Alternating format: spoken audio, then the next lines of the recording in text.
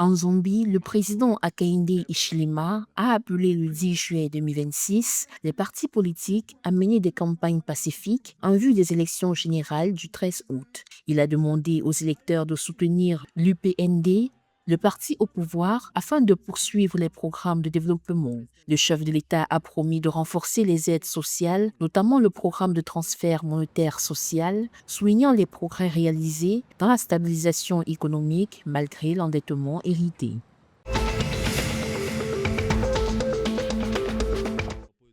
Le gouvernement mozambicain et ses partenaires ont lancé à Maputo le 10 juillet 2026 un portail numérique destiné à faciliter l'accès à l'emploi. Cette plateforme permettra aux candidats de postuler à des offres d'emploi, des stages, des formations et des opportunités d'entrepreneuriat. Le ministre de la Jeunesse, Keiphadzine Manasseh, a indiqué que cette initiative répond à la priorité du gouvernement en matière d'emploi des jeunes. Le chômage touche 18,4% de la population active et 28,8% des jeunes de 15 à 35 ans.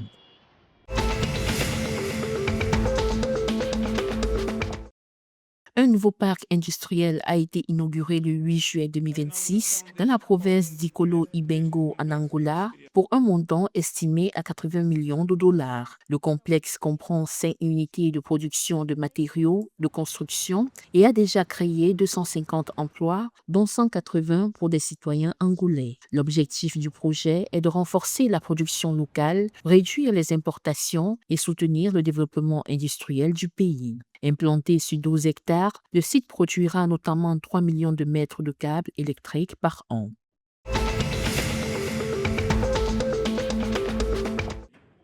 Le ministre sud-africain de l'Agriculture, Willie Ocamp, a annoncé un accord avec les organisations agricoles pour renforcer la lutte contre l'épidémie de la fièvre aphteuse. Cette entente permettra aux éleveurs de vacciner volontairement leurs animaux sous des conditions strictes de biosécurité, de suivi et de traçabilité. La crise sanitaire de 2026 a déjà enregistré plus de 297 000 cas dans la province du KwaZulu-Natal, principal foyer de l'épidémie.